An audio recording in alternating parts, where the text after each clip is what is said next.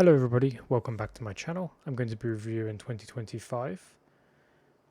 Overall it was a disappointing year in terms of the actual goals that I set and what I achieved. However, there's still many positives to take away, and at the end of the day, hey, I actually still had my best year ever technically in terms of profits, so we'll take it. Now let's get on to the video.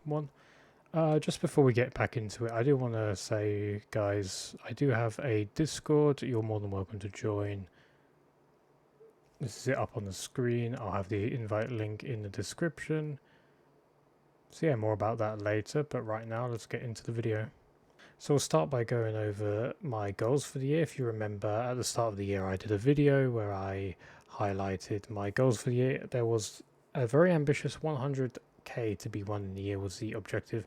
Now realistically I was never going to I was never going to. I had a very low chance of succeeding. However, I wanted to set myself up logistically to have a chance of succeeding, and that involved increasing my volume to 1250, which it would have been a 33% increase on my normal volume, increasing my average stake to 501k an hour, so somewhere in between 600 to 700 is what I wrote here, but that means average buy-in. So yeah. I would restrict what I spent and try and focus a little bit more on building my bankroll. I would focus a little bit less on studying more on volume, knowing that I've put a lot of work into my game and I feel relatively confident. Also, I was playing GG, so the games run a little bit more around recreational players. And I also had some side goals, fitness, life, side income, etc. Just minor goals, obviously. They're still like things that I try to keep track of, because when I started doing things like this, I was very bad at all of these things. So yeah. Let's go and have a look at the outcome. Win 100k in a year? Well, we won 32,731.17. Well, that's according to like my accounting, where every month I reconcile what I have in my balances at the start of the month and at the end of the month, and that's basically how I determine how much I've won. I did 1,075 hours, more or less, somewhere around there, not including MTTs I played, so probably around 1,100 hours for the year. Obviously that's still falling short of the goal, but it is actually an improvement. Yeah, so that's something to be happy about. Stakes, well, I'm guessing my average buy-in was probably around 250. There were times where I got it up to 300, but then I just did loads and loads of volume on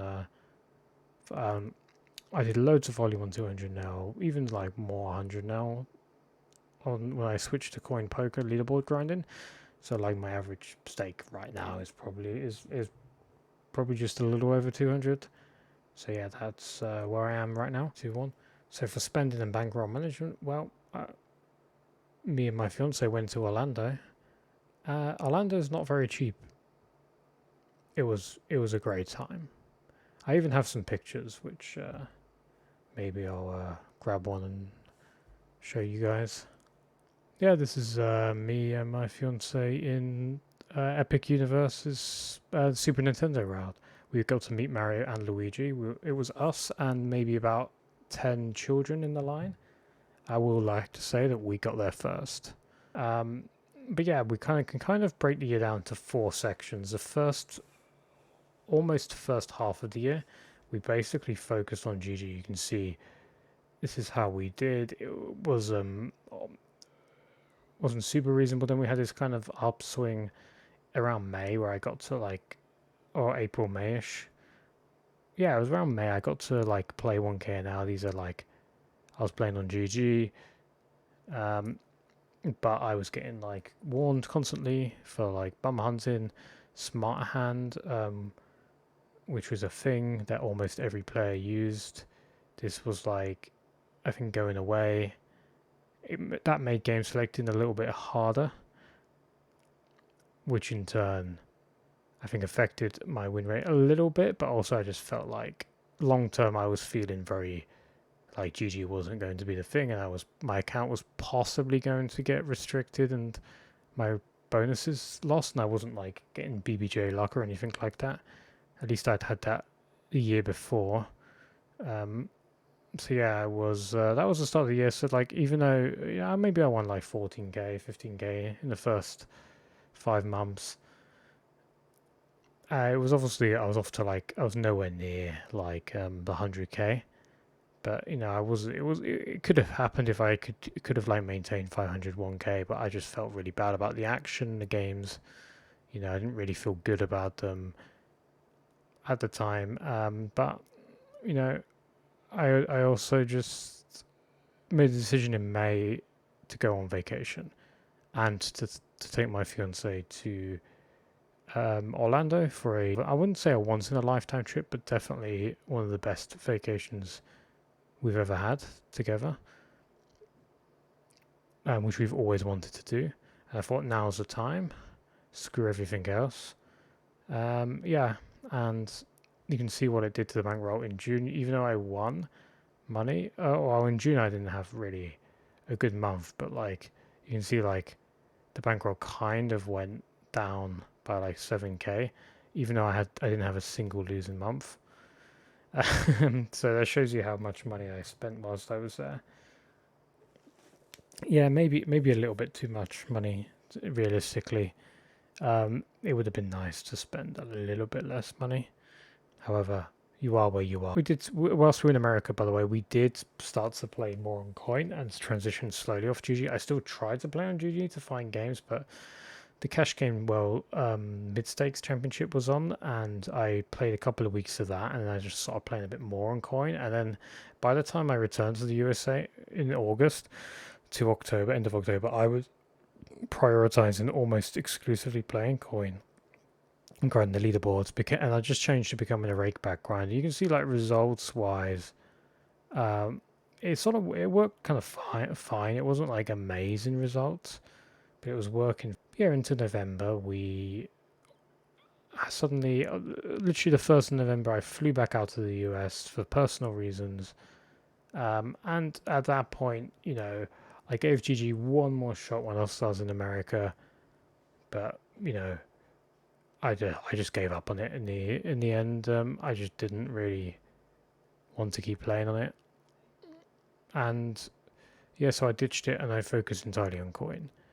And I also played live poker whilst I was there. I probably got a good 50, 60 solid hours of live poker in whilst I was in America. Yeah, I did pretty well in the live, and I also did reasonably well at Coin.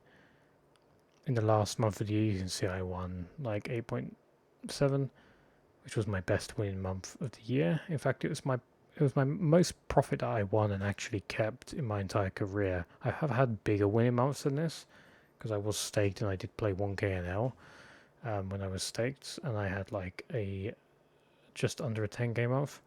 But that was yeah, it's actually probably the most I've won, actual profit I've won. So like that is a positive thing.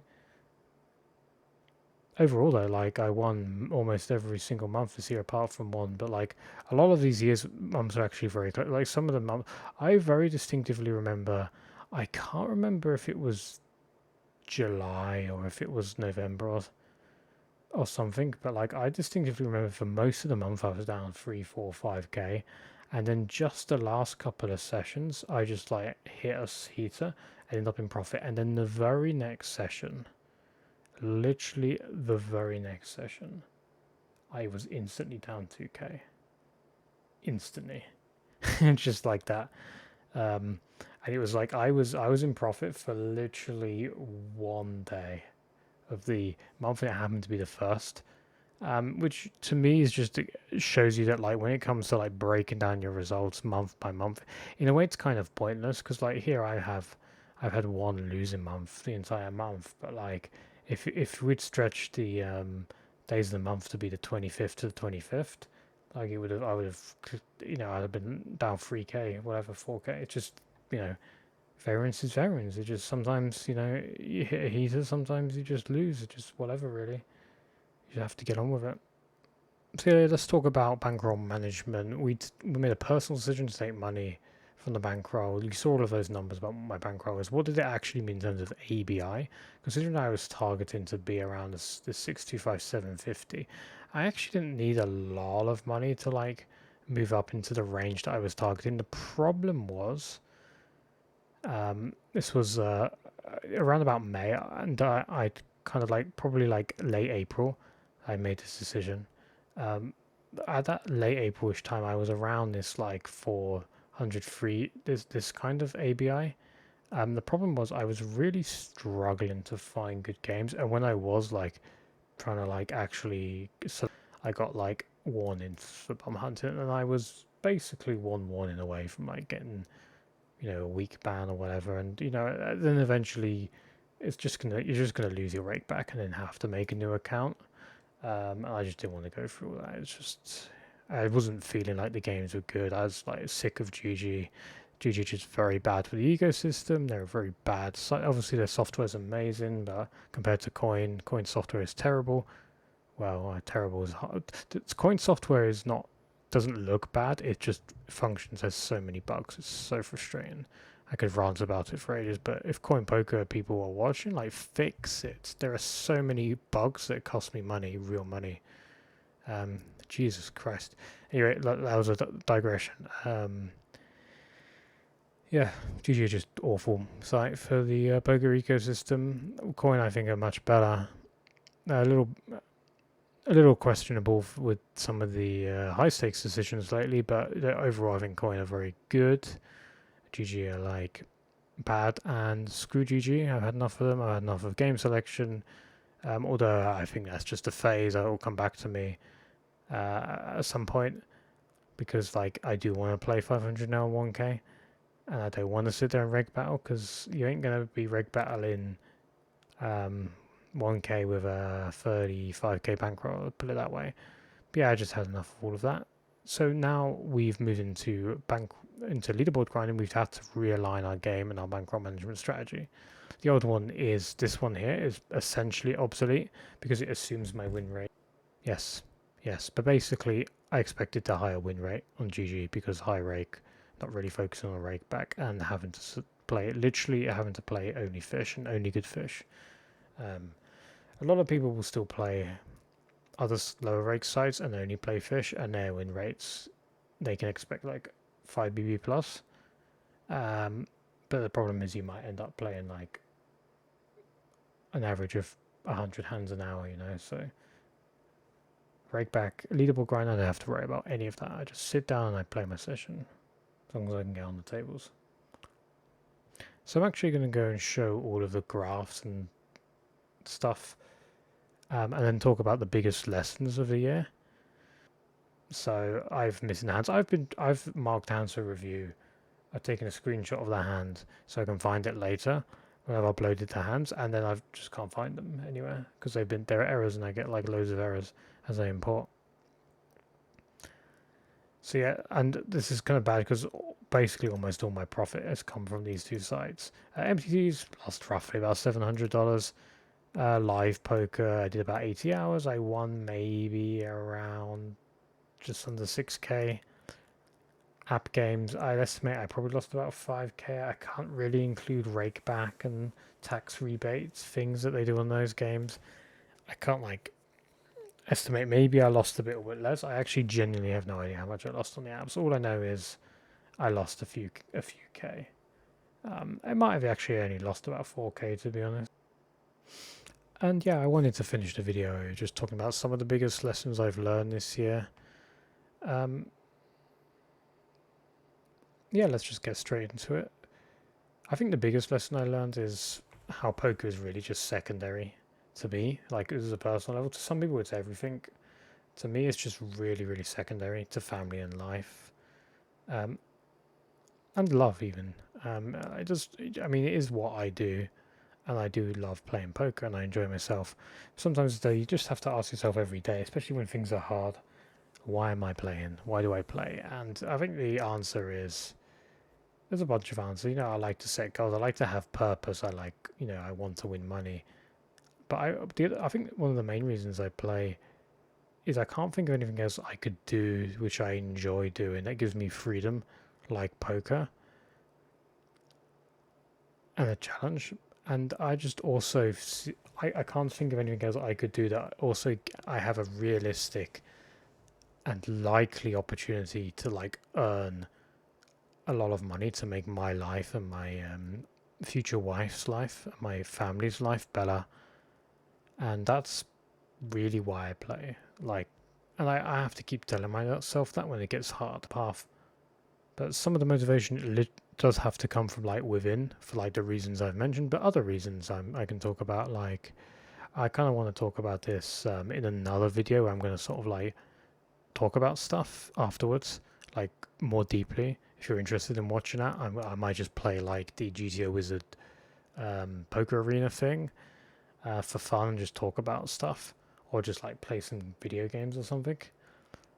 But yeah, like the motivation just has to come from within inside you. Like you have to really want it, and you have to want it more. It is a competitive game. At the end of the day, you are competing with people. If it's a friend, it can be a friendly community, it can be an awful community. But like any community that's competitive, you have to understand that it's competitive, and it's going to come from within you to like rise up from the challenges you face every day.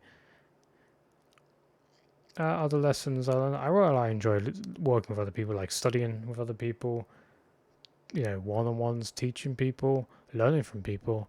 I've had coaching sessions. I've given like coaching sessions. I want to get back into coaching sessions. That's a side note. I shall say I am actually holding one-on-one. I'm going to start like holding one-on-one coaching sessions again.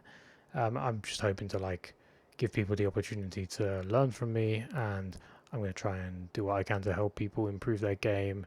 Mainly just focusing on things I can do to improve the EV of their game, from a technical perspective.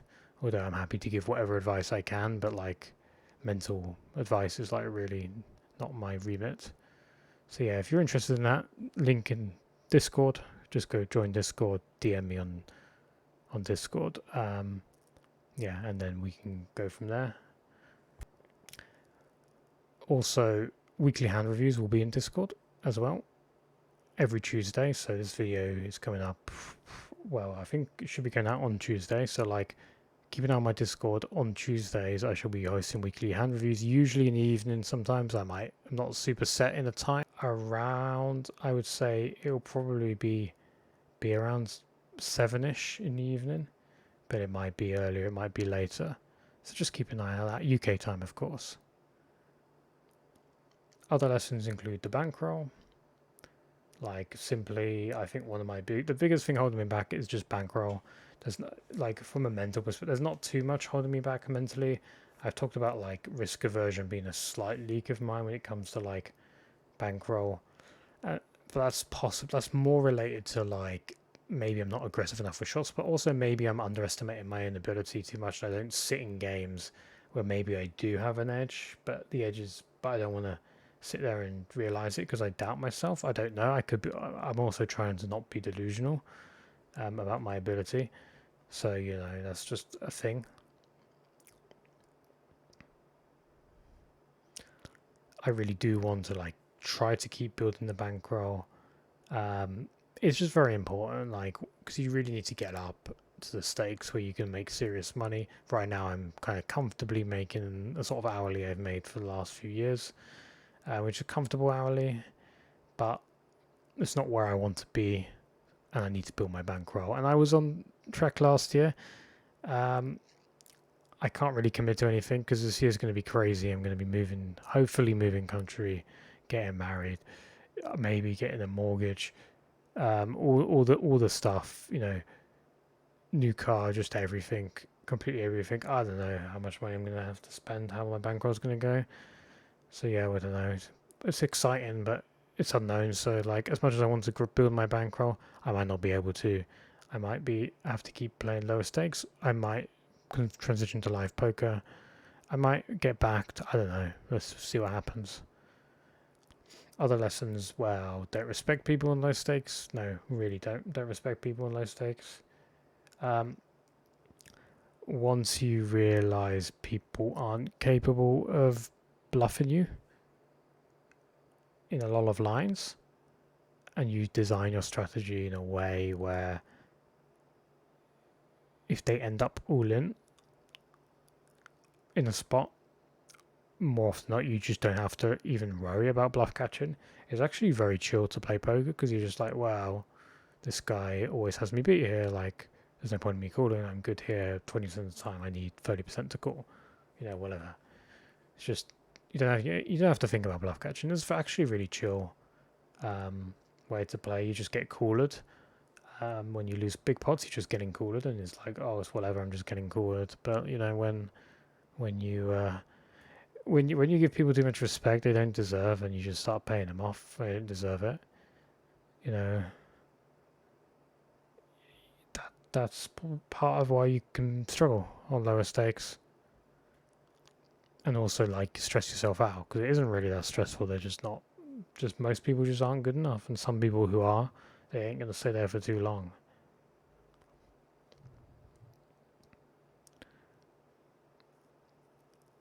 And you'll be able to spot them quite easily.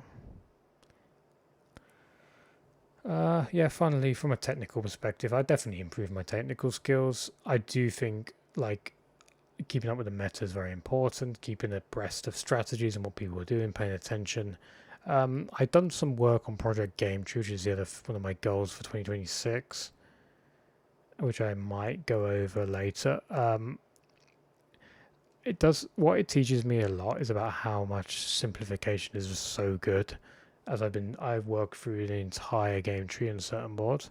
I'm like, wow, this is just so hard and complex, but it doesn't need to be this way because I could just do this on the flop, or if I node lock the player to like probe 10% less or 10% more, then I'm just pure checking or I'm pure betting, or like my range split is just turned into like values always betting or values always check. It's just like stuff like that. You can just learn stuff like that technically when you solve the game tree, but you can't like build heuristics and be like, well, I'm going to definitely do it this way. You've got to kind of think about what people actually do.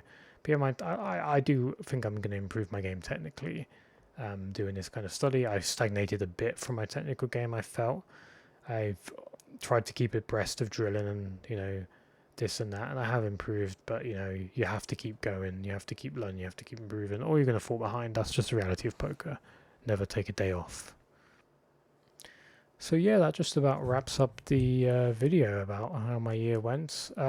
It was actually my biggest winning year by maybe $500. So yeah, we're on a climb. We managed to increase our win rate by 1%, 1.5%.